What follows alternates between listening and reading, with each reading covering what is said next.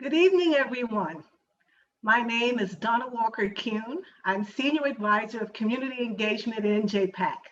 Welcome to PSEG True Diversity Film Series. Tonight, we have a robust panel of educators who will discuss the question of what role does education play in achieving social justice, specifically for children of color. Tonight's panel will also include a discussion based on the PBS documentary titled American Promise. I hope you all had the opportunity to watch the film, which was provided in your RSVP link.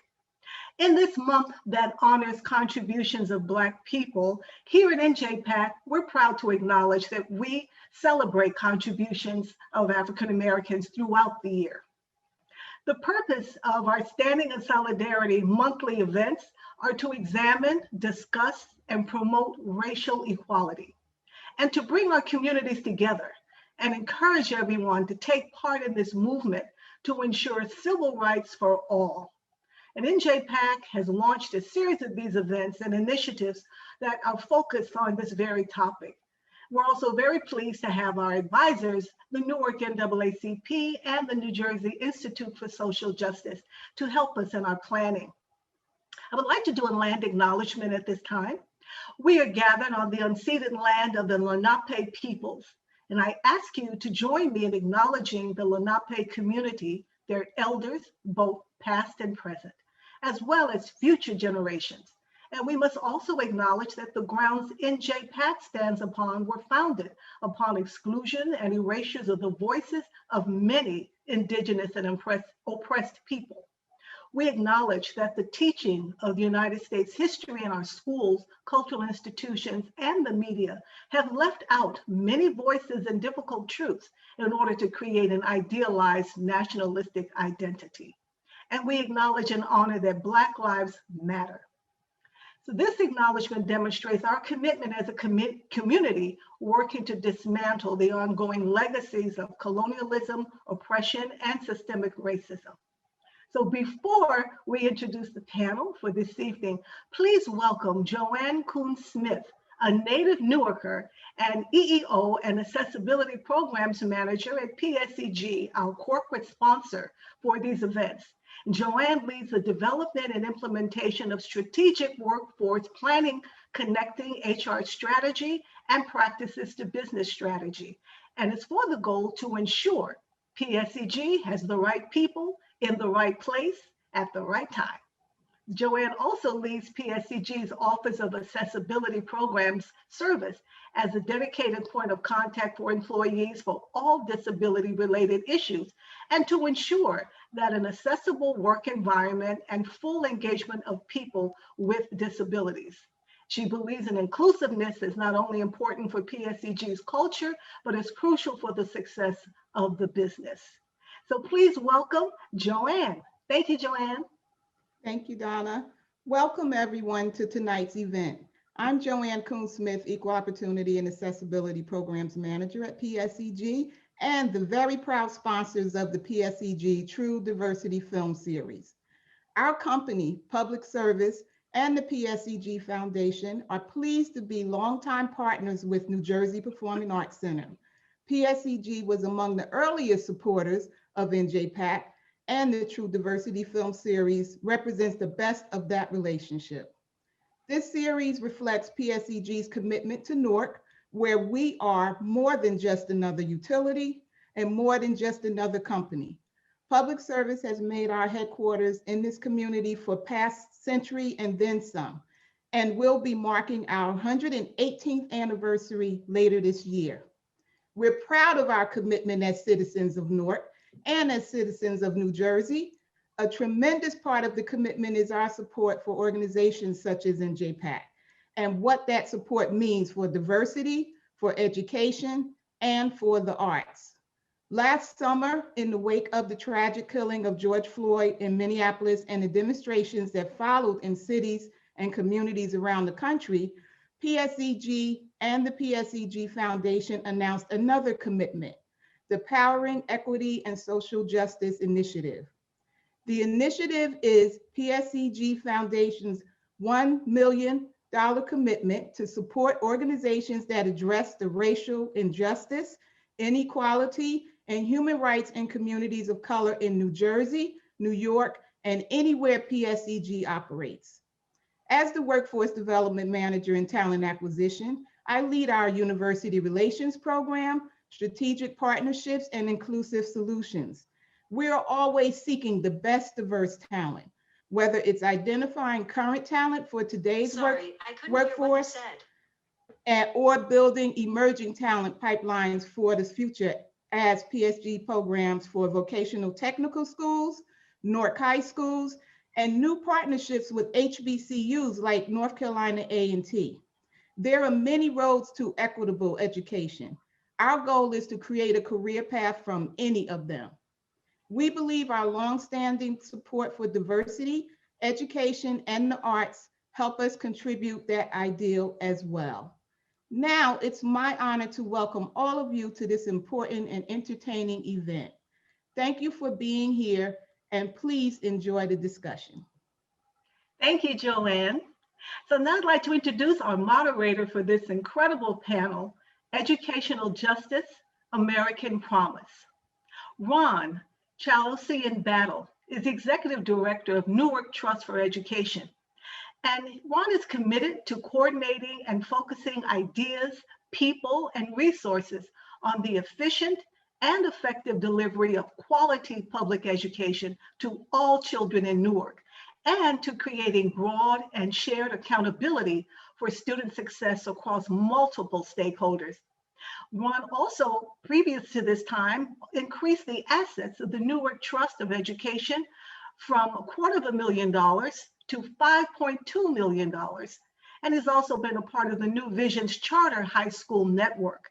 So Ron comes with an incredible legacy and forthright vision of his advocacy for education and equity in education, and we're pleased to have him as our moderator this evening. Welcome, Ron. Good evening, everyone. It's good to be here. Thank you for having me. I'm looking forward to this highly timely conversation, I would say. And it's my job to start the evening off. As was said, my name is Ron Chaluisan, and I'm the Executive Director at the Newark Trust for Education. I'm honored to be here tonight with a panel of educators. I know that I share the stage with a group of people who agree with a very close colleague of mine, Travian Shorters, and his organization, Be Me. He tirelessly and passionately speaks to the reality that every one of our children, every one of us, defines ourselves through our aspirations, not our deficits.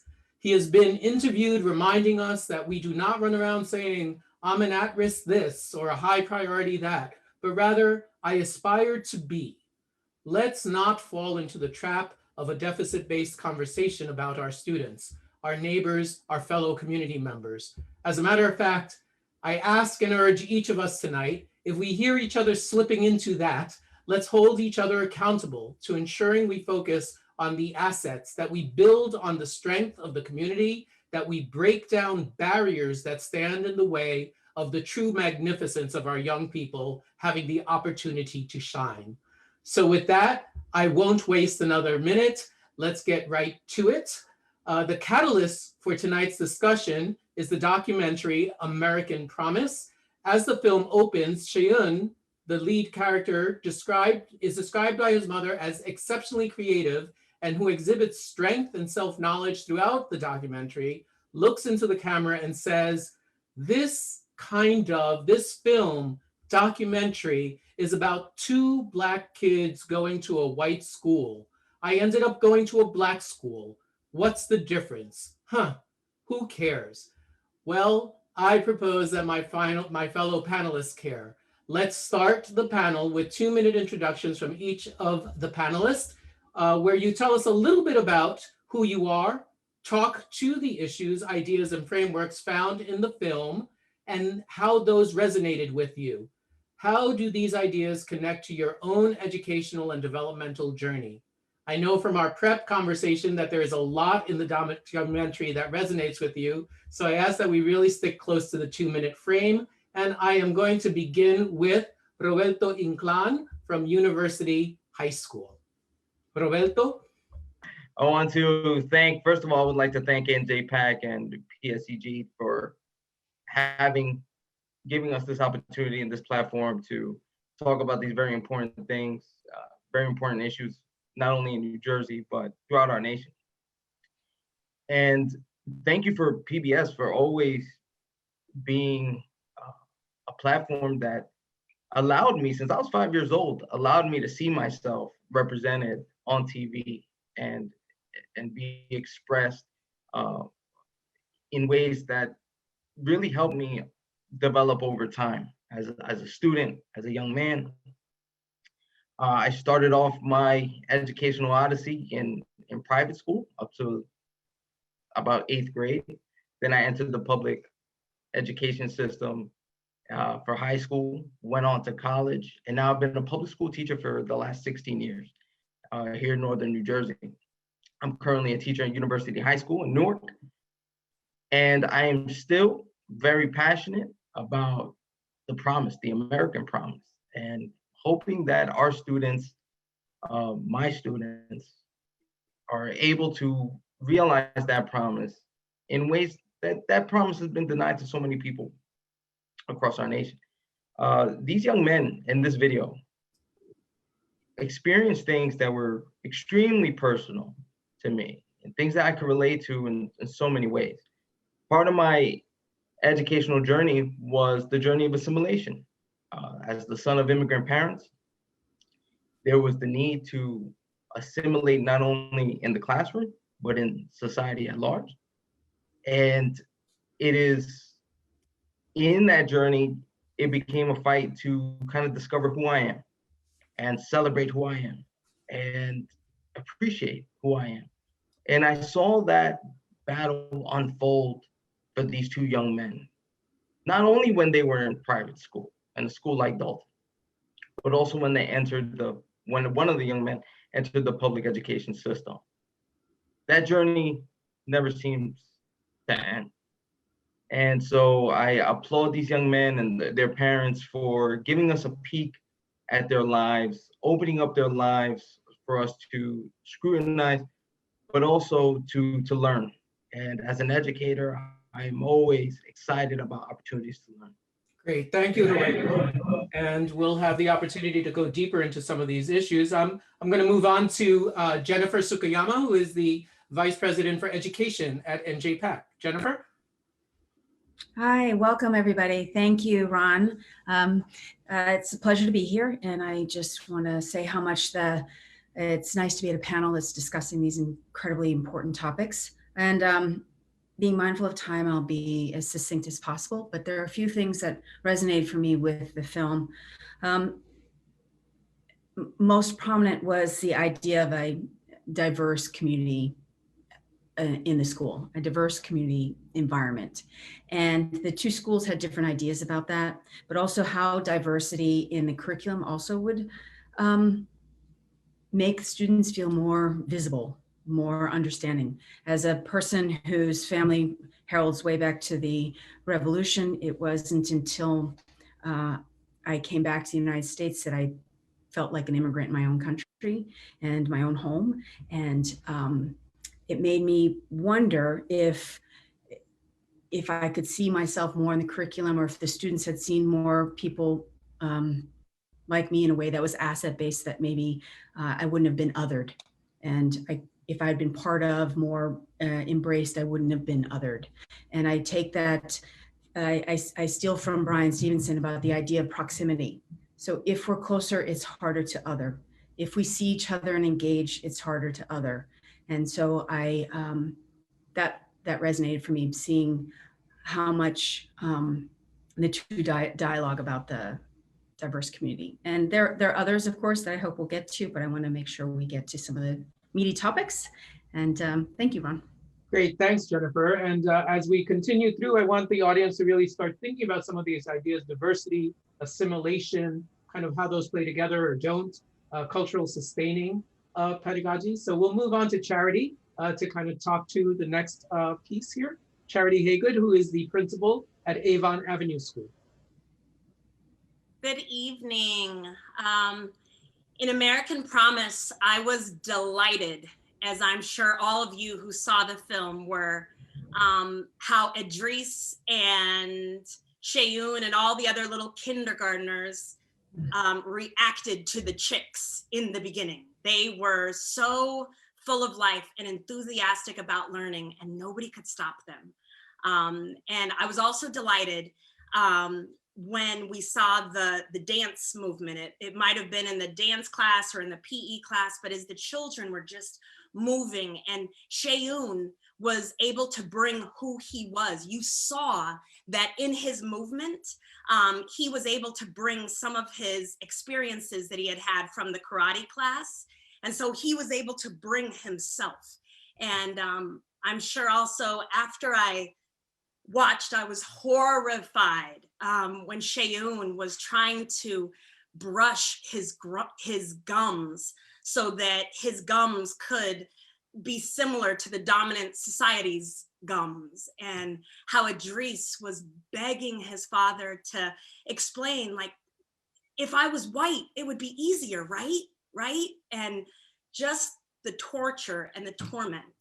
And so, this film brought up so much, but it reminded me, my own growing up. I went to a district school. I was born and raised in Denver, Colorado, and because Colorado had such terrible segregation, the Supreme Court ordered us to integrate the schools. So my high school was 49% Black, 49% white, and 2% Chicana and Chicano.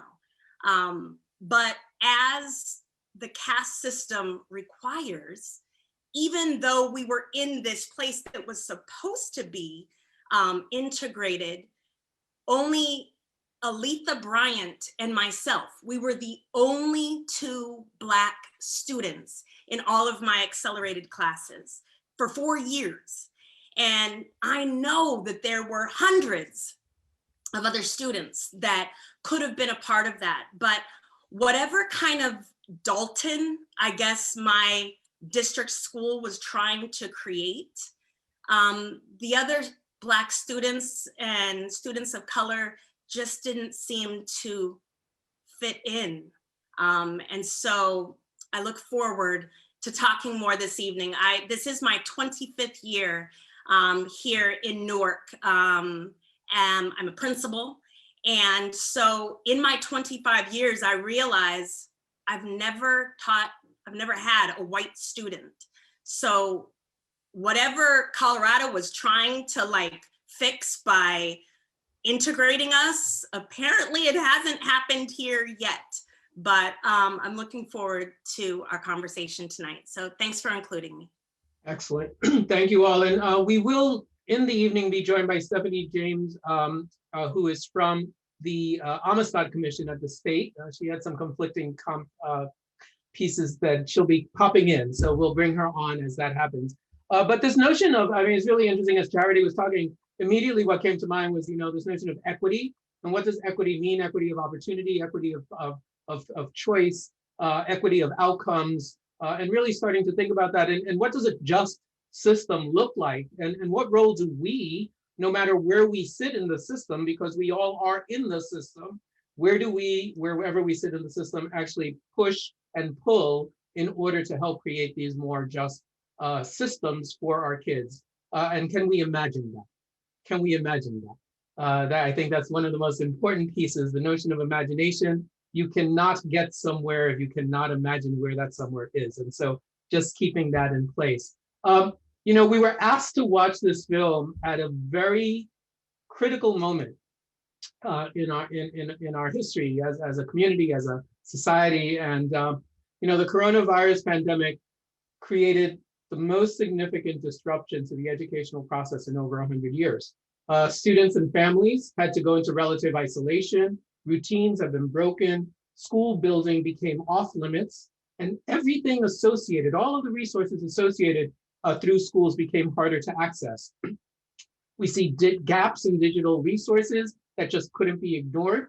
Inequities in the facilities that have been brought on from years of inadequate resources. Unequal access to healthcare that resulted in illness and death. large and disproportionate numbers in Black, Latino, and Hispanic communities.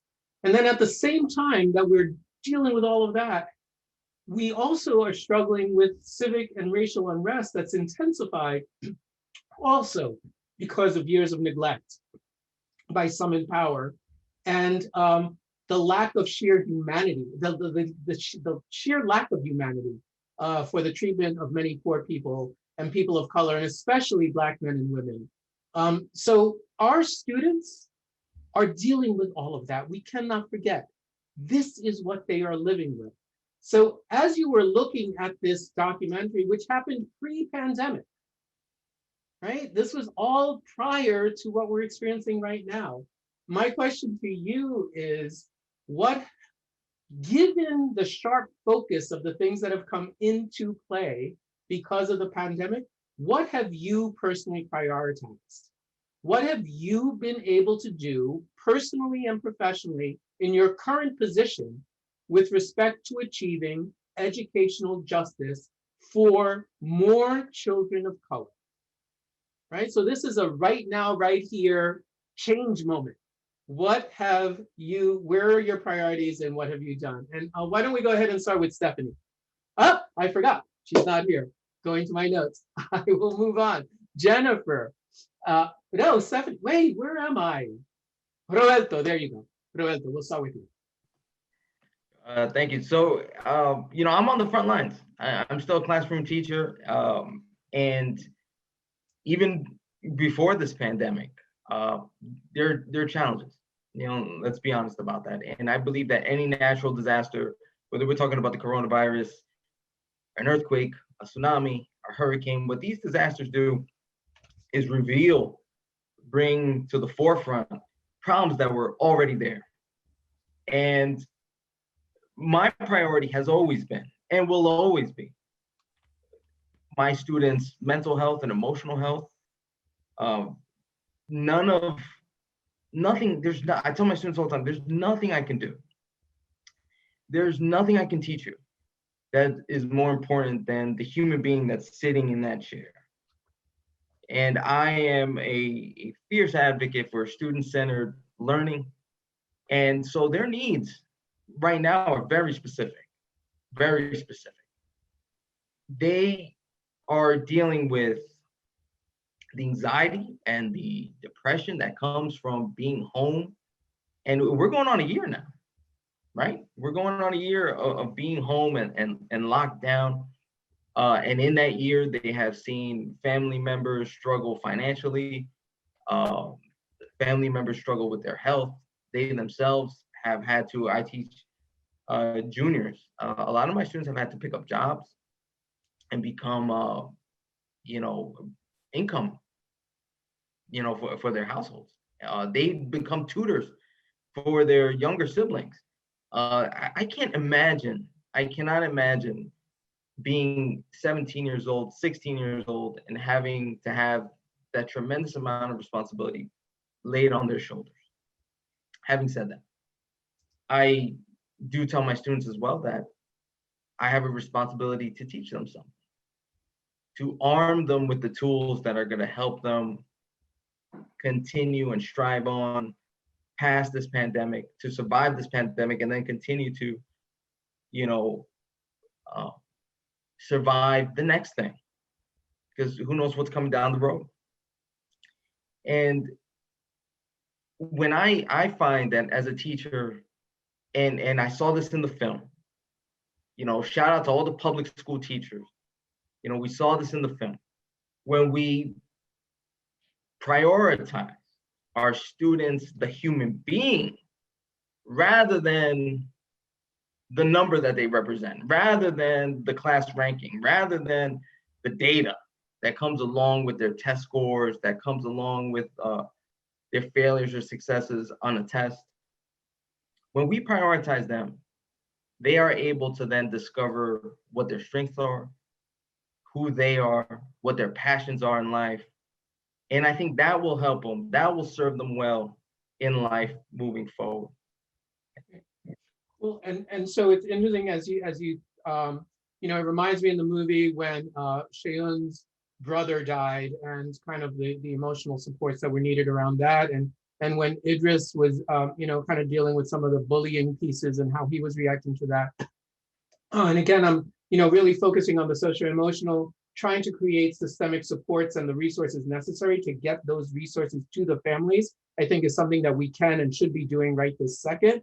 But we're going to move on. Jennifer, as you're thinking about building that picture of what can be done now on top of or aligned with the socio-emotional development and care of our kids, what would you do or what are you doing through your work at NJPAC?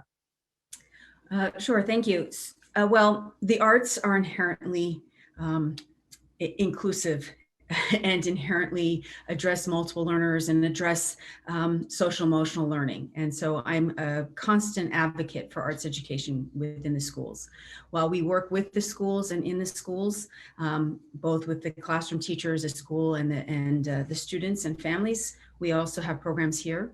And part of the training that we're doing with our teaching artists is to make sure that they have the skills to help be a source given this pandemic and the challenges of that. So we're working on training the faculty on trauma-informed practices, to culturally responsive education, making sure they understand social emotional frameworks and how that aligns with the arts education, the arts standards. We also on our campus and with us, we have embedded and part of our community are the social workers who just are there as another source and support for the students and the families and the staff and the faculty. And part of what I make sure is if we need to make space for the students to talk about what's happening and for them to say what they want to say, whether it's verbally or through an artwork and so we had a staff member, Robel, who had created this program called In the Mix as a pilot. And now we've really made it part of our community where it's socially, it's run by the students. The students get to decide what they want to talk about and what they want to make. And it's through a social justice lens. And those students have that space and time to do as they feel they want to express. They prioritize what they want to say. And they have a lot to say. And they should say it. And we make space for it. And I'm looking forward to the beautiful work that they're going to make by the end of the spring. But for us, it's important that we just make time. So we're even thinking within the classroom that we'll leave some time at the end of during the class time so the kids can just say, the students and artists and scholars can say what's on their mind, not within the framework of any other context, but just a space for them to do that. So that's what we're doing now. And I think it's important that they tell their stories and they say what's important to them, because if they don't, somebody else will, or they won't be told at all. And we certainly don't want that to continue to happen. So that's what we're doing at NJPAC. And I truly believe that the arts have a space for that. And so I'm an advocate of making sure arts education, all the disciplines are in the schools. And I'm happy to help anybody in that effort. Great. And so Charity, I'm gonna maybe put you on the spot a little bit. You've been a principal, you are a principal, you're very connected to your school community. And we're right at this moment where the bulk of the conversation is about a return to in-person learning. There's a lot of conversation around the conditions for that to occur and the timeline on which that occurs. And I'm pushing hard to kind of get to the place where we're talking about, well, what will occur when students go back to school, right? We'll know the conditions and we'll know the timeline, but as schools are preparing for this return after nearly a year of children being in different routines, how does that play out in this notion of justice? And to push one little other thing, right? A real push for kind of assessment going on and assessing where the kids are and where they're learning on. So how do we balance the kids' socio-emotional needs, the need to get information about how they've developed, the push to get back into school, and the break of routines, and create that safe and supportive learning environment for our young people in this time that in a way that actually pushes on a notion of justice for kids that have not been in a just place. Sorry for that, but just thought I'd throw it out there. Well, interestingly enough, I know we've always talked about an educational gap, but I think this pandemic has revealed that we have a life gap. And so I think Black families have erroneously been pegged with not caring about education. But this pandemic has shown us time and time again that Black families have been willing to go to all sorts of lengths to make sure that their children have been able to learn. I have countless parents who have had their phone turned off because they have used all of their minutes and all of their hotspot accessibility to be able to get the kids online. Because we found out that during this time, it was essential for kids to be able to get online. I think the thing that we realized right away was that our children did not have computers at home that they were able to use in this capacity. We had parents that were like, Ms. Hagan, I have Wi-Fi, I have my phone. But if you have 4 or 5 children, or even if you have 2 children, you can't use your phone, especially if you're supposed to be at work, to try to make sure that your kids are on. But our parents were doing everything in their power to make sure that they were getting it all done, and it just couldn't happen. And so courageously and amazingly, Superintendent Leon said, well, doggone it, we're going to give every child a Chromebook to go home and use, which seemed impossible because how are we going to find all of those? And we're going to send them home. And what do you mean? Yeah, all of that, but he did it. And so we got the computers out, but then the thing was, and I couldn't have imagined that we would provide students with the most powerful device that could and should be able to connect them to the world. But it turns out that they couldn't access the internet. And so even parents would be reaching out like, Ms. Hagan, I'm trying to get to the free Wi-Fi, but without a router, you can't access the free Wi-Fi. And so our families were yet again screaming and trying to do everything in their power to allow their children to learn. And they were hitting walls over and over and over again. And so again, Superintendent Leon was like, all right, what are we gonna do? And he got great minds together and they figured out, let's get hotspots. But even with hotspots, it turns out you have to be able to connect to something. And I only know this because I was in households trying to help mom and dad figure out, okay, so we're turning this on and it says that we're connected to that, but it's saying that it's not working. And so for one family, after an hour and a half, we figured out if we went to the back bedroom and stuck it in the window, they were somehow able to connect it. But when you have several children, you can't all go over there. So even when our children are able to get on, even now, because there's poor signals, it relegates many times, and I know, Roberto, I know you know this, that how many times do your children have the little yellow triangles and they really can't see what you are streaming, they can't share, they can't see what you have on the screen because of all of these problems.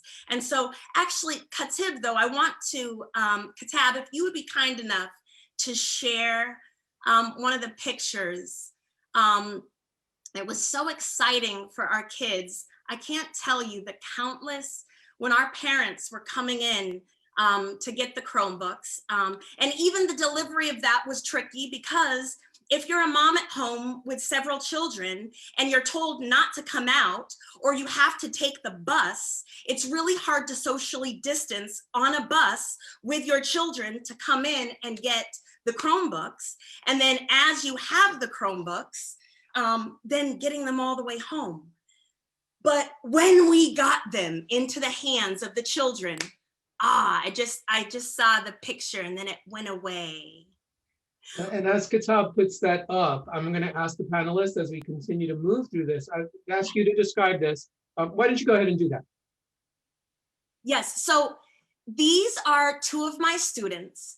That what happens when you give children in Newark lemons, they make lemonade.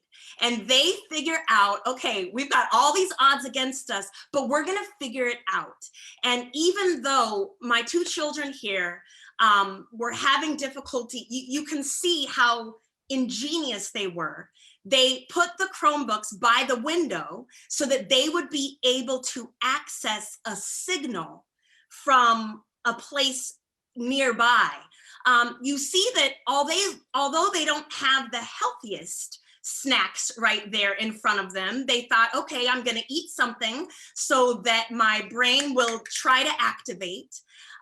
They've got their little seats and they've made their little desks there at the table. And what's so amazing, and I was sharing before, my child on the right, he didn't even know he was a dancer, but when he comes back to school, we're gonna figure out how he can get dance classes, because as he's sitting there in that posture, you see the artist in him. But our kids, they're not gonna quit. They're just gonna keep going. And so it was just such a powerful time to see our kids. That's And I great. would just like to add, Ron, before we move on, you know, we also, what's funny, the irony here is that before the pandemic, pre-pandemic, when educators would gather, when adults would gather and talk about what's wrong in education, we would say we have a technology problem. They're always on their phones and they're always engaged in tech, and they're ignoring us. So we have to be mindful of the fact that these gaps, these inequities are across the board. You know, we don't just have a technology and Wi-Fi issue. We have healthcare access issues, access to healthcare, access to, you know, high-paying jobs, strong unions. You know, we have problems in our community and communities like ours, like Newark, you know, across the country. And that's really, we can't just address the Wi-Fi issue without talking about all the other things that become obstacles in the lives of our students. So I'm going to push you, and I'm going to remind us at the beginning, right? So how do we, and so there is a comment in the chat. It says, Frederick Douglass famously said, power concedes nothing without demand. In the respective spaces that each of you occupy, how do you push for the change you know is needed in education? Do you think that structures that are currently in place are sufficient to bring about the change you feel is necessary? So I'm going to augment that comment by saying, just in listening to the conversation, we've talked about 4 big bucket areas, right? And interestingly, one was less so, and maybe that's just because everybody knows it, right? The content piece. So Charity alluded to the content piece. I think, Roberto, you alluded a little bit to the content. But we talked about the social and emotional well-being of children. We talked about the arts as a necessary component of a core curriculum. And we talked about the digital divide as being a critical component.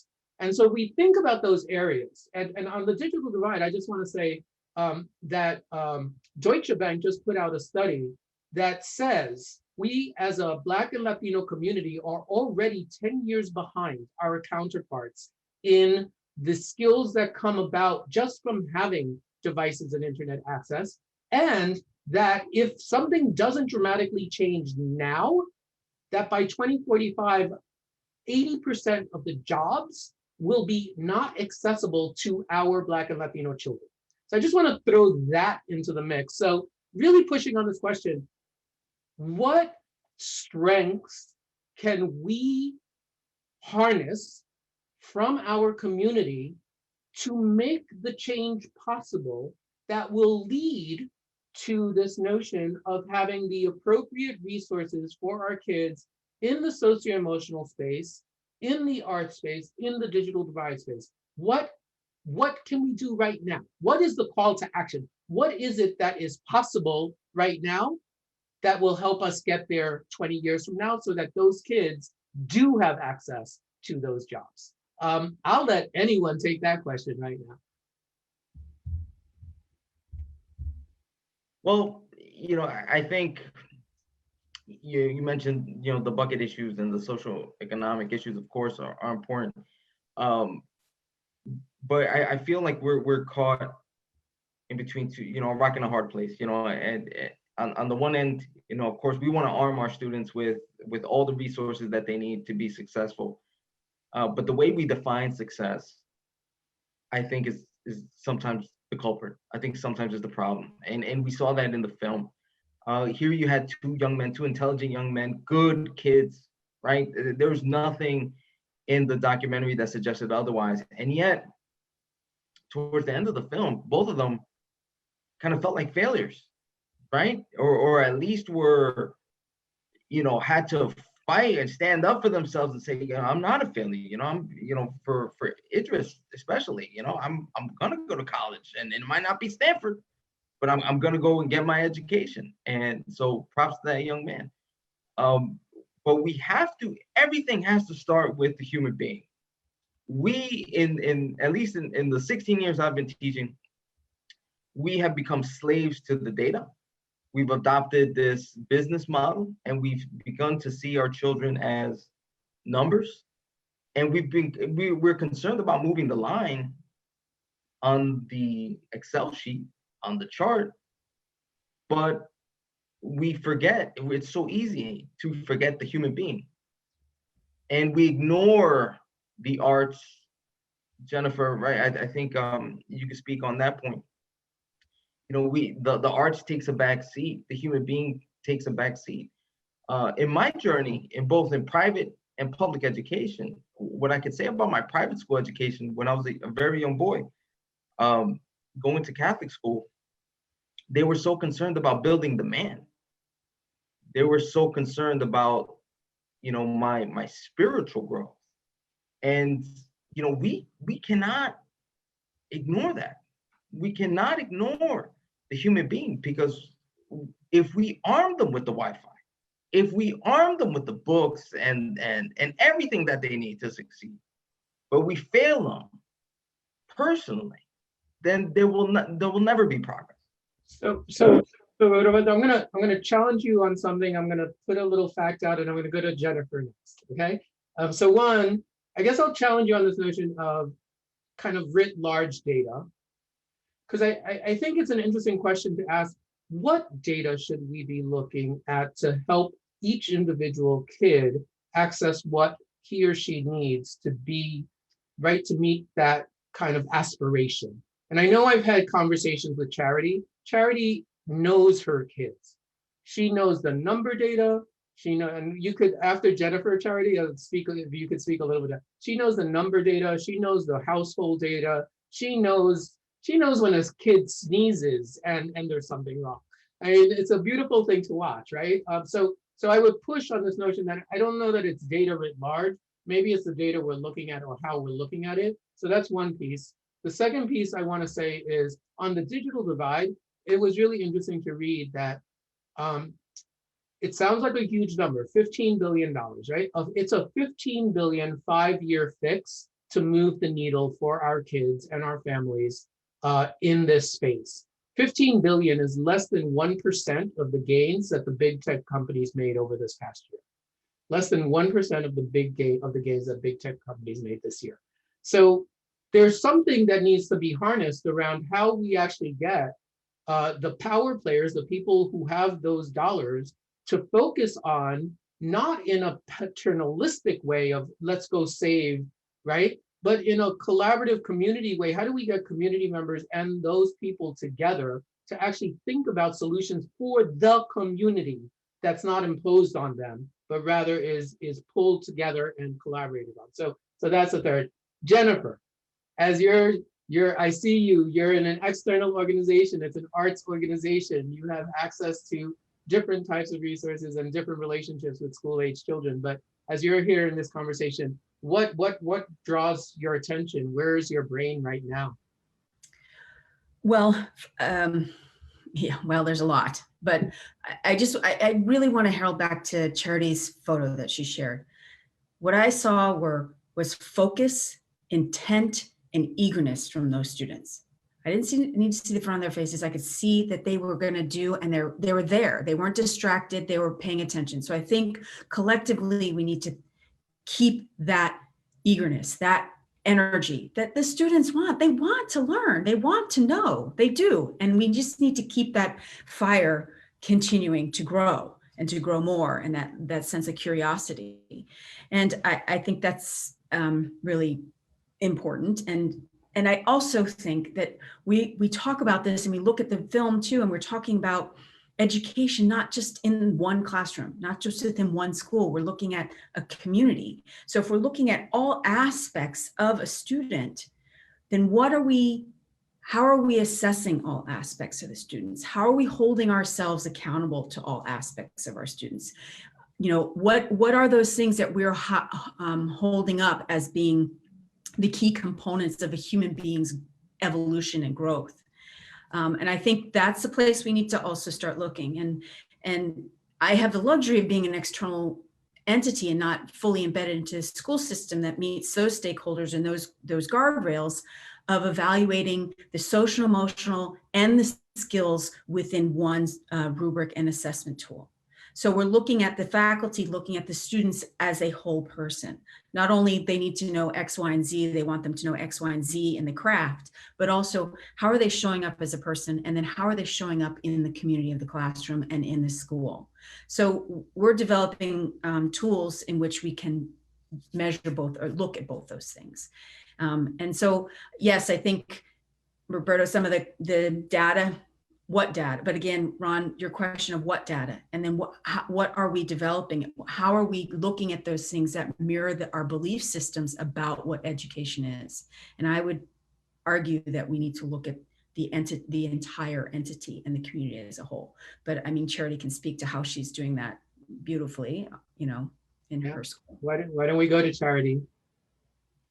Yeah, God bless you all. I think that the question of what can children do or what can the community do, I think we need to ask a different question.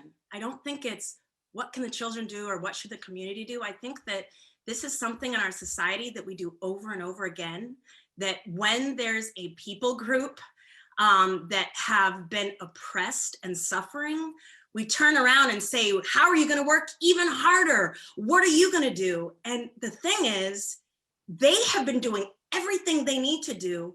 The question is, what are we going to do?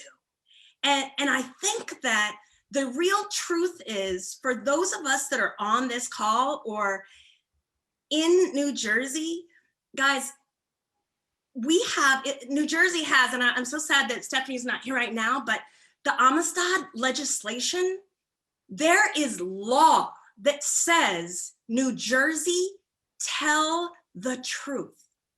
And for some reason, all these years, it hasn't happened. And so one of the questions and I love it, what are we gonna do to say that we need to do, that we need to be right about this and get ourselves together? Every parent, every school system, you need to ask your school and your district and your teachers, are you teaching the Amistad legislation? We know that all of the enslaved Africans that were in the North, 2/3 of them were in New Jersey. And so it is a shameful past, and we need to tell the truth.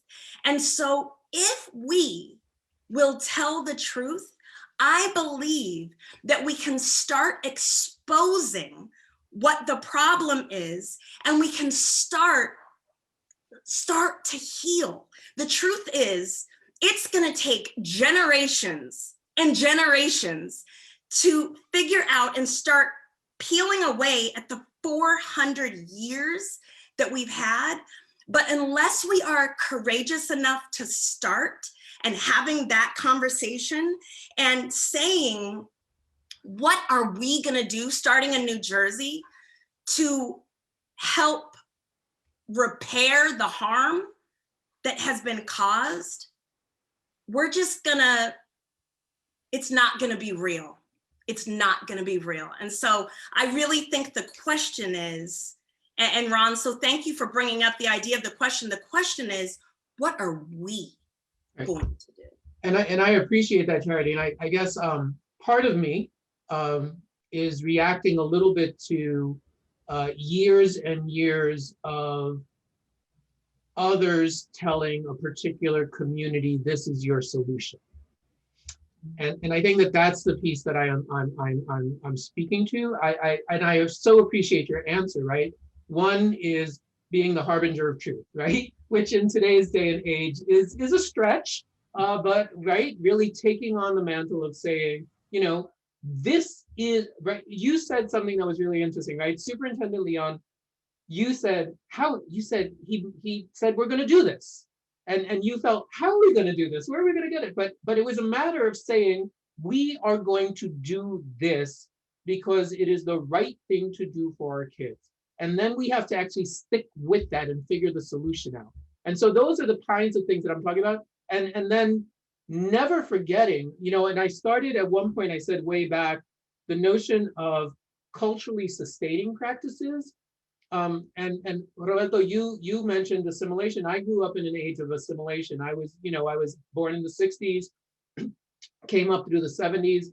The flag was assimilation, become this other thing, right? And then I started teaching in the age of the mosaic, right? There are lots of really beautiful things out there. Let's celebrate each of these pieces. And I feel like we're in a point now where this notion of culturally sustaining is critical, right? It's not, oh, we're gonna throw in a little bit of that Puerto Rican thing, or we're gonna throw in a little bit of that Black thing, but that every group has a history that is equally important and needs to be seen in relationship to each other, but not subservient to one or the other. And that the notion is an important one. We have to engage community members as equal partners. If I sit in very many seats, as many of you, right? In the seat I'm talking from tonight, I'm that person at the trust. In my family, I'm that family in the community, right? But we have to really raise the voices in a way that's important. We're at 7, we're kind of moving along, and I'm trying to monitor the questions in the chat box and over here, but I'm gonna go to this place because I think it talks a little bit to, at the beginning of the documentary, Idris's father describes him as extremely bright. He's very curious and sensitive. Maybe those are terms that all parents use for their children, but he scored in the top 2 to 3% in terms of this educational testing. Cheyonne's mother states, Cheyonne's creativity is exceptional, right? Is exceptional. And we see that in the movie, right? He's in the documentary. So I argue the parents never waver in that, right? The parents stay in that space. They push and they shove, and sometimes they may do it in a way that I wasn't comfortable with, right? But they stay in that space of, you can do this. You are smart, you are creative. External views differ at times and actually make the kids question themselves. So I'm asking a little bit about that dynamic. And then in the chat box, there are questions about, well, what is the value of what is traditionally defined as a prestigious education? The Daltons of the world, the specialized high schools of the world, right? And the last thing I'll throw in, and then I'm gonna go to Roberto. The last thing I'll throw in is, Charity, you started by saying how amazing, and it was an amazing scene. It was such a beautiful scene. The chicks in the first scene in kindergarten, like that awe and wonder, and it was spectacular, all of those kids. And all I could think about was, why does not every single one of the 4,000 babies born in Newark every year have that and other amazing educational experiences that a few get the possibility of getting? So I'm shutting up. Roberto, you're on the floor. Then we're going to go to Charity and then to Jennifer. Roberto. I just want to say, you know, in terms of the Amistad legislation, I'm so proud of, you know, not only being a teacher in New Jersey, but just being, you know, born and raised in the great state of New Jersey, because we are actually showing some leadership for the other 49 states to follow. However, you know, I never needed legislation to keep it real in my classroom. I never needed legislation to, you know, present stories and material that my students could see themselves in. And I'm very proud of that personally. And it's a battle that I've fought in you know, with my own colleagues at times, because the truth is, you know, when that legislation was passed, there was a lot of applause in the room, but there was also some groaning in the back, right? So we have to address that as a community of educators, and give our students, all of our students, an opportunity to see themselves in the classroom, in what they learn. But again, that is a student-centered approach. They, you know, one of the telling moments in the film was when Sean decided to become a graphic designer. He said, that's what I want to learn. And mom kind of just rolled her eyes. Mom just kind of took a deep breath, like, oh my God, you know, I don't see that happening. Like she even threatened not to pay for college at one point, right? You know, if he's not going to do anything with it. And there was another moment earlier on in Sean's school where the administrator stood up and started talking about what it takes, the hard work it takes to be a doctor or a lawyer. And listen, there's nothing wrong with being a doctor or a lawyer. But I tell my students all the time, nobody wants to go to the doctor or the lawyer that's doing it just for the money. And plenty of people may not have the prestige that comes with being a doctor or a lawyer, or the income that comes with being a doctor or a lawyer, but they're still working really hard. Teachers work really hard. Barbers work really hard. Landscapers work really hard. A lot of people work really hard, and we don't always see the financial gains there. And if we're gonna turn this thing around, part of it has to be teachers that look like their community. You know, we need more educators that are Black, Latino, Asian, Muslim, you know, LGBT. You know, we need more of that, because I'm a 40-year-old man with 2 degrees. I've never had a Black teacher, a Black man be my teacher. I had 1 Black female in college. It took me all the way to college to have a Black woman be my teacher. That's shameful. You know, we need to give those opportunities. And I just want to add, it's not just Black and Latino students who need a Black or Latino teacher. White students need a Black or Latino teacher. Like, we all need a little bit more equity when it comes to the classroom. Great, thanks, Rudda. I see that Stephanie joined us. And Stephanie, I'm going to let you listen to one more answer, and then I'm going to bring you into the conversation, if that's okay. Thank you so much. I appreciate Sure. that. I think I had said Charity was next. So I will put you on, Charity, kind of as you're thinking about these things, what's in your mind? Yes. Well, and I'm so glad Stephanie did come on. One of the things I was going to say about the Amistad legislation is that one thing that Newark Board of Education is doing an amazing job with right now is they have created units of study in our teaching and learning department, and they are brilliant. And when I tell you the different things that our children are learning, that I was reading today to help a 4th grade class. The unit they're on right now is a course, a 3-week course where they talk about all the amazing contributions that Africans made way before they were enslaved. And it teaches the children this beautiful, rich background about Mansa Musa, about how he had a net worth of $400 billion. I mean, oh my goodness. And just so many glorious things for our children to feel proud of. And in 2nd grade, how I was sharing how they're doing a colorism unit.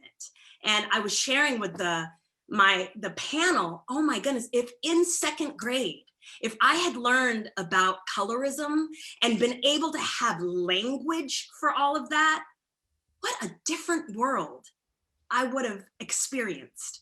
And so as we wrap up, I just think, number one, if there is anybody who is thinking, what can I read? Because as educators, we've got to read and we have to change our mindset, because the truth is that all of us who have been educated here in these United States of America have been warped. Every single one of us, no matter how woke we think we are. And so right now, I am in the middle of, and I've had to put it down several times because it's very painful, but Wilkerson's book, Caste, Isabel Wilkerson, Caste. You have to read this book if you are a thinker, if you want to be a thinker, if you want to be on the right side of history. I think it's essential. And I think, just the final thing, we need to push for, in addition to making sure that all of our schools really are using the Amistad curriculum, we need to push for universal broadband. Hands down, no question, universal broadband. Okay, and so Stephanie, you came in almost on cue. So I'm going to do a 30-second kind of recap so we could kind of walk into your part. We've been kind of thinking about what are the system buckets that need to actually be addressed so that we get to a more just place and equitable opportunities for our young people. We've talked about the digital divide being one that is important, and that there is a solution, and that there's a cost associated with that solution, and that it exists. We've talked about the arts as being a place that needs to be part of the core experience of every kid. We've talked about the socio-emotional learning component that needs to be supported, because you cannot learn if you are not a healthy person, and that's an important piece. And we talked about content, and in the content piece, Charity brought up the notion that we are lucky in New Jersey in that there is legislation. So that was actually done. It took many years to get it into implementation, other issue, but it was done, and it is happening. So I guess anything as you listen to those pieces, the question is really, how do we make the change that we need happen? So I thank you for allowing me to be here. I appreciate the fact that I'm like jumping into the conversation, in my delay. It's been an extremely busy month, which is good, but one is always a challenge. But I am Stephanie James Harris. I'm the executive director of the Amistad Commission, New Jersey Department of Education, and we are responsible for the Afro-American history inclusions and infusions throughout the K-12 curriculum and social studies in all places appropriate. That is the state law in New Jersey. Of course, New Jersey was the first state to actually pass that law, and a few other states have passed it subsequent to New Jersey. However, New Jersey is the only state still that has an office that is in charge of it, that is actually endowed to actually look at curriculum and curriculum development, to actually kind of assess what could be done to remedy this issue, to actually look at the disparities across districts and try to come up with some strategies to actually close that gap, that knowledge gap for teacher as well as for student, because I think we need to understand that it is not going to be solved just for the students unless we can go back and actually solve it for the teacher. But also looking at the fact of why curriculum is so very, very important. And I think my premise for all of this, as even I can begin, and even any benchmark for conversation when we think about curriculum for me, is that I think we need to understand that curriculum decisions are probably one of the most political decision makings we make, and one that most people don't even quantify as being political. And yet, when we really think about the reality of those people and the ideas that are being postulated to be put into or out of our children's brains, their educational arena, their resources development, is really going to shift the discourse and the narrative of our next generation of leaders. That decision, which is made every day across classrooms across the nation, by curriculum directors and the curriculum maps that are developed, by the content standards, by the state, really does create who we will be and who we have been. And so I'm really excited because New Jersey has had an opportunity to do that. And it's come with its challenges. Because it is such a political decision, oftentimes we don't realize this, why people hold so fast to why they want to make assessments about curriculum and why it's sometimes so difficult to get things implemented. But I will harken back to an idea and a conversation I had with a group of teachers on Friday as to why the remedy for inclusions in all curriculum maps and diversifications in regards to titles are so important. And it is the premise of something that I know most of us have probably heard of called windows and mirrors, and the reality that students need to have both of them reflective. Any kind of an exchange in regards to their learning environments, their learning materials, their ability to galvanize lessons, the curriculum materials, the instructional materials, their testing, their library books, all aspects of those teachable moments, K through 12, need to offer an opportunity for students to be able to see themselves in it as if they're holding up a mirror, so that they can feel included, so they can understand their necessity to the American narrative.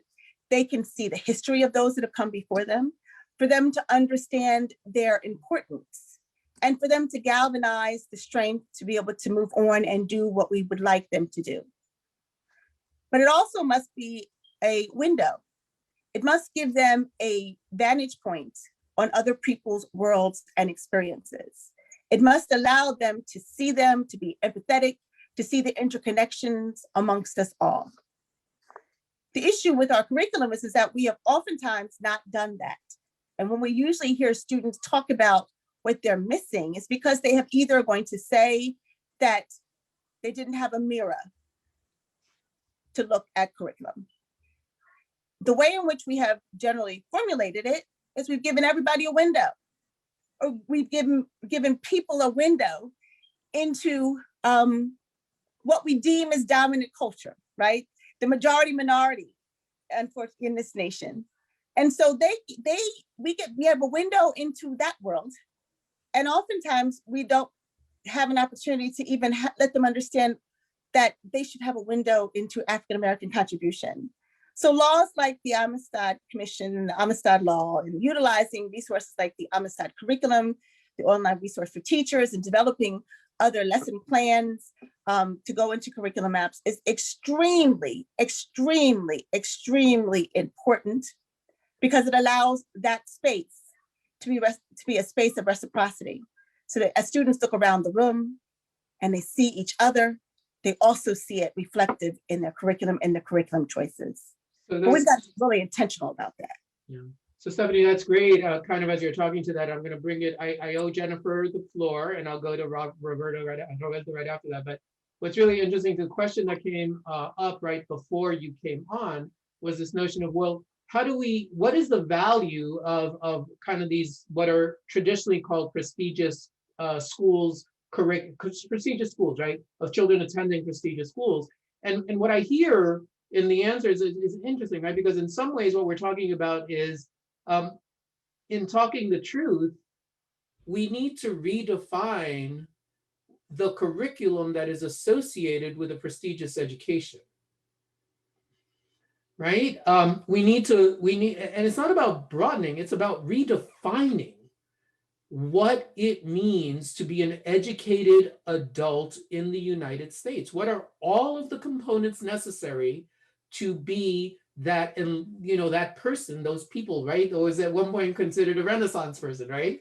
How do we define that? And then working backwards from that, what are the opportunities that we're creating for our young people in order to do that? And there's a question in the chat, which I don't want to lose, but I'm going to Jennifer, I'm going to throw it out, or a statement in the chat that says, all of this is wonderful, but at the end of the day, it is what you test that is prioritized in a classroom. And so I'm going to push that even a little bit further in saying it's not only what you test that gets prioritized in a classroom, it's how you test that what you test, right? So both of those elements, right? Thinking about what are the opportunities allowed for young people to show that they have learned, and what is it that they are asking to show? Jennifer, you have been quiet and offline for a while. I'm going to bring you back into the conversation, and you have a free range on what you want to talk about. Well, this loaded what you just handed me, but there are a couple things. I think for me, it's as I think what Roberto had said earlier, it's defining what is success, right? And realigning that. And as I was saying earlier, just what are we looking at in terms of the students? What is being prioritized in our education? And what really struck me too is what Stephanie was saying, Dr. Harris was saying, that what's in the curriculum is very political. And make no mistake, there was a history, I don't know if this is still true, so maybe somebody can correct me, but there was one school board in Texas that made decisions for the curriculum for a large publishing house for textbooks. And that went out to a majority of the country. And it was because they have central purchasing.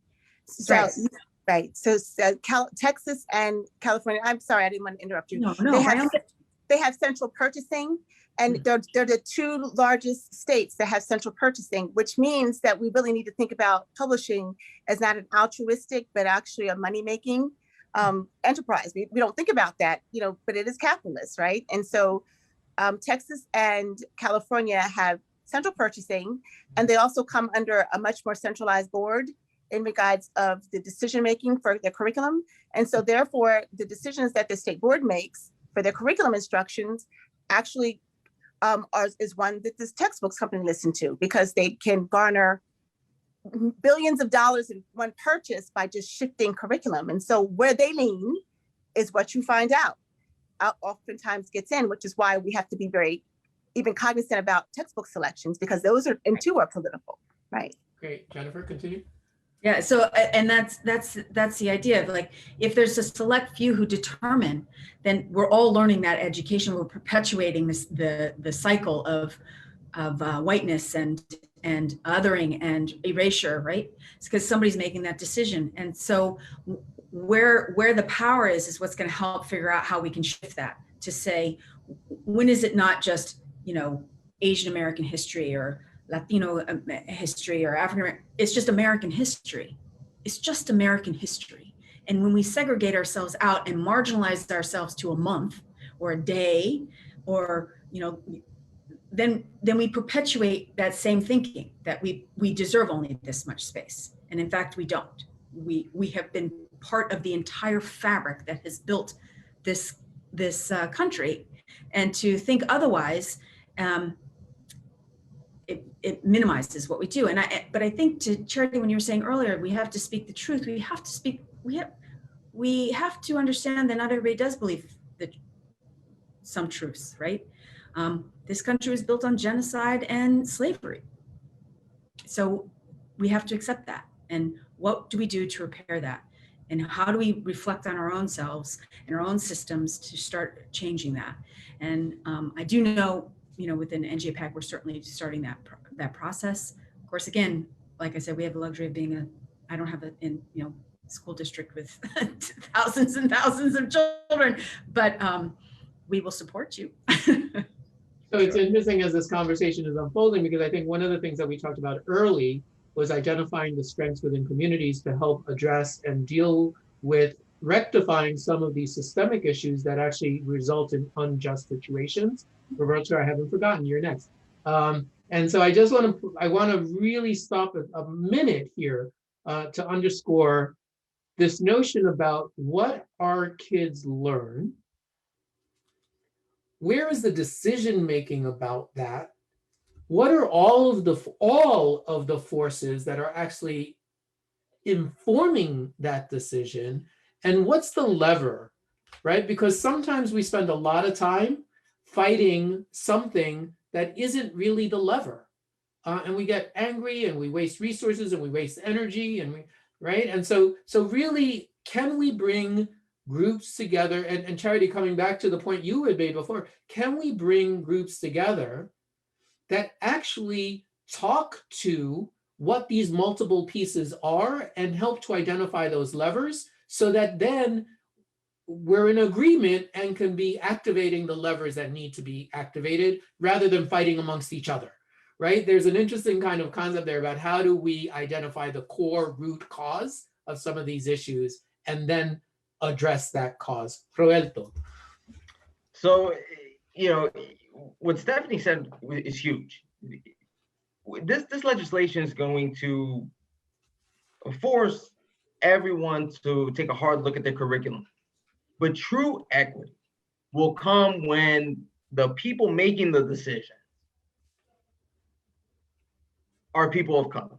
That we have to be at the table, okay? Because this legislation will not succeed if someone's just going to tell us what I should be reading, are going to tell me who I should be reading. And that goes back to what we value and what we don't value. We hold on to the canon for very political reasons. Very political. Teacher for 16 years. All of my students, every single year, Black History Month comes around. And no matter what grade they're in, they will learn about Dr. King, as they should. But they'll go 12 years of school, public school, and never read Malcolm X, right? There's no, you know, we're very selective about how we want our students to learn, feel, and see their government. And there's not truth in that. But when we do bring in the truth, and this is true whether we're talking about education, we're talking about relationships, whatever we're talking about, when you bring truth into the conversation, someone's going to get uncomfortable. Someone's comfort is going to be compromised. And we have to be okay with that. My principal, Ms. Hamilton, is a university high school, stresses to us all the time, stresses to her teachers, to her staff all the time. We have to get comfortable with being uncomfortable. We have to stop accepting the status quo. We have to challenge our normals and create a new normal that benefits our community of students, staff, and whoever. Charity, you've done a great job, you know, shouting out some of the wonderful things that are happening in Newark. And we can't ignore the fact that a lot of those wonderful things are happening because of local control. A lot of those things are happening because the community has had a say, finally, after so many years of state control. But there's work to be done, even in Newark. And the Superintendent Leon will be the first one to tell you that. There's work to be done. And again, I'll just keep stressing, I've never needed legislation to teach truth. That in and of itself is an indictment of our society, of what's wrong here, right? We should not need legislation to teach truth, but it's working. And I'm because I don't want to bring doom and gloom to the conversation. There is hope, and the hope I read in the newspaper the other day, the president of France blaming the United States, blaming quote unquote wokeism for some of the uncomfortableness he's experienced, that many people are experiencing. I'm proud of that. I'm proud that the work we're doing in the public education system in New Jersey and cities across America is making its way all the way to France and making people uncomfortable, because they should be. So what's interesting, and Charity, I see you're next. So I just want to stay in the space because what's been interesting to me is I'm kind of sitting taking notes and thinking about, you know, there's the reality that's happening here, there's the role that happens here, and there's the kind of potential system responses, right? And so we spoke on the digital divide, we spoke that there is an articulated plan. It may not be the right plan, there may be other plans, but one that's a $15 billion 5-year fix that will dramatically change access to, divide the number of devices in a home, access to internet, and the training needed by our young people so that by 2045, this group of kids will not be shut out from the job market. In essence, our generation's redlining. Let's just put that out there. 1. 2, we talked about curriculum. right? We talked about the importance of who's writing curriculum. We talked about writing curriculum as a political act. We talked about how curriculum is disseminated and who owns that process and where that power lies in the purchasing power, right? That then disseminates books. That's a system response, understanding that and trying to figure out how you pull that lever. We've talked about a little bit, but not as much, this notion of what prestigious schools are, and those take multiple forms, right? In the movie, the prestigious, right? It was Dalton in one sector, and then later on, Sheung went to Banneker, right? So you had the Dalton Banneker kind of juxtaposition, but that takes on many different places, right? You have the conversation around HBUs and Ivy schools, and you have the conversation around chartered schools and district schools, and you have the conversation around magnet schools and general schools, right? There is this notion about what a prestigious school is, and what I heard here was, right, defining what it means to be a prestigious schools in terms of justice and equity is an important piece to have. And so we're kind of getting to these buckets and system answers, and I want to kind of stay playing in that space for this conversation. But again, Ron, if I may, Yeah. a lot of that is, of course, political, but also this is why I say we have beware the data, because data will be used to justify these political decisions. So if we don't have equity at the table when it comes to these curriculums, and these curriculums then fail, then or the failure is defined as an inability to change the data, then this law will be repealed and forgotten. Yeah. There will be a movement to go backwards. It will be a movement of people saying that this is not working because the data is not moving. And this data drives our financial decisions. It drives how much we pay teachers. It drives how many teachers we hire in the first place. It drives, our resources in the classroom, the Wi-Fi or the books or whatever it may be. It also drives, because we only test for math, English, and now we're starting to test for science, but we don't test for art. Right? There's no data on art. So the art. I'm not sure I want to. Let's think about it. Right? We don't dedicate enough funds to art because there's no data to support and increase the fund. Right. But again, and I'm going to put that as a bucket in our kind of little schema that's emerging here, right? This notion of data, because I guess I go back to that is a system. And people are going to go to a data system. And someone is determining which data points are in that data system, much like they're determining which books are marketable and which aren't. And so from a system perspective, I agree with you, right? The notion then becomes who is at the table defining success and then backtracking from the definition of success to what's important, to what should we collect, and what's the diversity of those things we collect. Charity, I promised you, and I still hold on to my teacher roots. I have to keep in mind who's next. Charity, go. So no, I just, what Roberta was saying, I think that it's so very clear that you can't legislate the heart or legislate the mind. So we have, the information out there and we're told to do this, but it is going to have to be taught in such a way that it's not only believable, but that children are engaged. And to go to what Susan said in the chat, I so appreciate that because it is so true. What is tested is what is valued and what will be done. And I think that testing takes lots of forms. So in this thing, I think that it should absolutely be a requirement.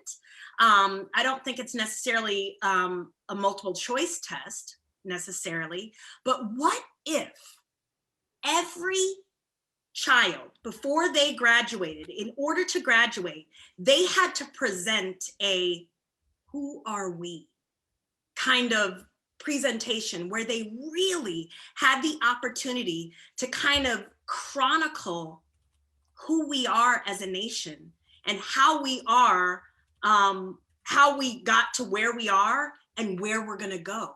Because if a child truly had to tell that story, folks, they would have to tell the truth, or have to reckon with that, or have to have teachers or colleagues call them out on it. So what a powerful thing. Susan, I 100% agree that it has to be something that we actually hold someone accountable to do. Because in this state, we need to be able to show that this is how we value children. We know that, man, the state of New Jersey, they spend $300,000 to incarcerate each child. So what if we would actually use that money to really pour into our kids and to teach them the truth, to show them who they are, and let them know once they have shared where we are and where we have to go, so that the children understand, kind of to Ron's point, that it's not someone telling us what we're going to do about it, but it's empowering the children themselves to say, this is where we are, and this is the next step. This is how I am going to be a part of the solution. It's a great place to put a pin in, because I've been, although I did say as a teacher, I was used to 120-minute blocks, and I was going to struggle with the 60-minute block. I have definitely gone over time, but two things. One, I have been trying to integrate questions from the chat as we've been moving along. I'm going to give you each, though, 1 minute to kind of think about, analyze, synthesize. What is that last thing you want to leave people with? And Charity, you started that process, but you're not going to not get a chance to do that. Kind of what's that action step? What is that thing that we can do? What is that positive movement forward? What is an important thing to leave this conversation with that moves us closer tomorrow and sets us up for 5, 10, 15 years out of a more equitable and just statement? And if anyone has and anyone in the audience, there have been many questions. I've tried to scan them. If there's kind of some red hot question, now's the time, and I will try to look, but I'm not even 100% sure how much time. If someone could let me know if we're going to be able to do 8:45, I'll do that. But Jennifer, why don't we start with you and your 60-second closing remark? Okay, so there's been a lot said, and I would build upon also what Charity has just stated. I would also ask the students to imagine a future that they want, and for them to aim for that. When we ask for them to continue to think about their future and what they want, that helps keep that burning ember of curiosity and education and learning still growing. Because as we saw in the film, they were eager about the birds, and they had the movement class, and they were fully invested. And then as time, they just, were frustration and anxiety. So I want to find ways in which we can continue that. And I think the arts are critical to that. Arts education certainly does build a culture of inclusiveness and a culture that embraces different perspectives. And I would advocate more for that. I know there's supposed to be access to all the art forms. It's not always fully happening across the state, for sure, a country for certain. So for those who are really understand and to recognize and value the different intelligences and how people can express and demonstrate knowledge through many different ways, I think also needs to be recognized, and that's what arts education can do. So there's studies and research, the NEA, Education for Commission in the States, Arts Ed Newark, Arts Ed New Jersey. These are all advocacy components that can help. And so I place amongst us and to those who are still in the panel that take a look at that and how those strategies can help our students get their voices heard and in the curriculum. Great, and I have been given the green light that we can go till 8:45 with questions, but I am going to go to Roberto for his 60-second closing remark before the questions. I just want to just stress to anyone who's watching right now, whether you're a member of our community, a parent, a student, we are so, as a teacher, I can speak for all my colleagues, we're so anxious to get back in the classroom and be there with you guys, with your children, you know, face to face. We want to do it at a time where it's safe for everybody involved, but we're certainly anxious to do that. But in the meantime, for my students who are struggling emotionally, mentally, financially during this time, you know, my colleagues and I, we're putting in overtime to help our students through these difficult times, these difficult schedules, and their parents as well, because we believe, I truly believe this, that as teachers, as educators, we believe in the human being first. And when you believe in the human being first, the curriculum should reflect that. And there should be equity at the table when those decisions are being made. And I hope that that's the case, that's going to be the case in every district, whether it's Newark or Short Hills, whatever district we're talking about. I hope there's equity at the table. I'm excited. I'm hopeful in this generation, unlike my generation. This generation is not satisfied with just being handed information. They question everything. And because they question everything, and because they are, whether you want to call them woke or whatever, they will be the leaders and the change that's to come. I truly, honest to God, believe that their rebellious spirit, that teenager spirit that I see in the classroom year after year, that gives me hope that these things are going to be better. Great. We're gonna move to Stephanie. 60 seconds. Is there a message you want to leave people with before we go to some questions? Yeah, I think I want to echo what everyone is saying in regards to the reality of the importance of making sure that we see and give students an opportunity to be reflective, and that their interests are seen in the classroom, and that we are seeing a generation of students that are demanding equity.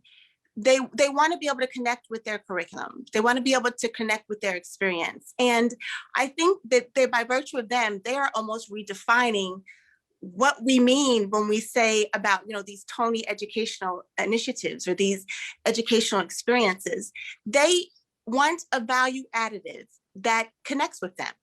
And I think, you know, even when you think about the film, there is a personal story and a personal integrity to their desire to become learned. You know, for all of us, and I don't know if anybody else shared it, I will share with, I went to a private school as a child. And what I missed, as I said, was the mirror. And all of the money that was spent and all of the educational, expertise that was there for the push that my parents to make sure they put me in this environment, I didn't have a mirror. And so as we begin to talk about a national, models, and we begin to talk about remediations to actually speak to that, I think we need to be very clear on making sure that we can do an assessment on our value structure and that we create situations where kids can enter in to their learning. We need to shift canons. We need to look at curriculum. We need to talk about the politics of who's writing. We need to be at the table. We need to expand the resources. But we also need to make sure that we keep our kids center and in mind in all of our words and deeds as we move forward. Thanks. And Charity, and I have 4 questions that I've tried to pull together from the chat that are going to be fun for you all. Charity, you're final. Florio told us Jersey of them. Wait, Stephanie, there we go. Okay, go ahead, Charity. Just very simply, I put them in the chat. Universal broadband, number 1. Number 2, read Isabel Wilkerson's Cast. And number 3, demand the Amistad curriculum is taught well with an organic, reflective, concluding task. Thank you. There are many questions in the chat, and I'm sure that we could do this conversation for hours upon hours. And more importantly, I'm sure that we could get concrete next steps to move forward. And I think we're starting to define some of those. But I'm kind of grouped a couple of different ideas together into questions. on your last statement, Charity, the notion of teaching it well with an organic concluding test, there's a question in the panelist chat which says, what supports are in place for white teachers who might be uncomfortable because of their own potential lack of knowledge with the curriculum and how they present that to students? That's one question. I'm going to put all 4 questions and then ask the panel to interact with any of those questions as you put it.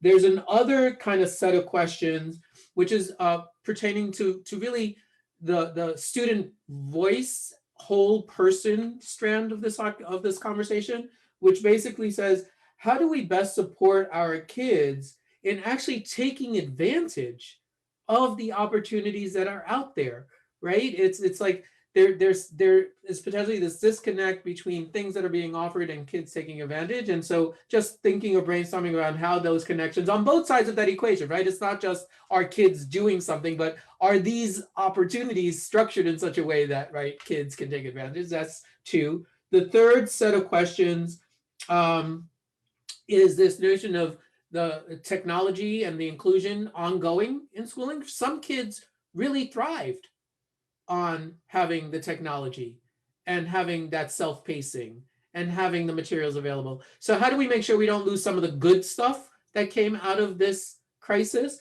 And the fourth one is school is reopening. Newark is saying that at the end of April, I believe, is the timeline for reopening the buildings.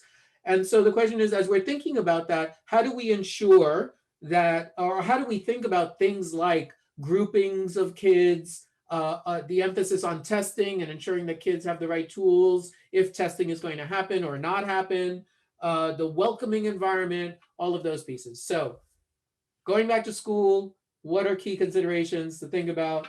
Inclusion of technology moving on, supporting the whole person in accessing the opportunities that are available, and supports for teachers who may not necessarily know the history, have ever had the history, and have a perspective that is going to be different from, and they have to come. Open up the floor. Who wants to take what?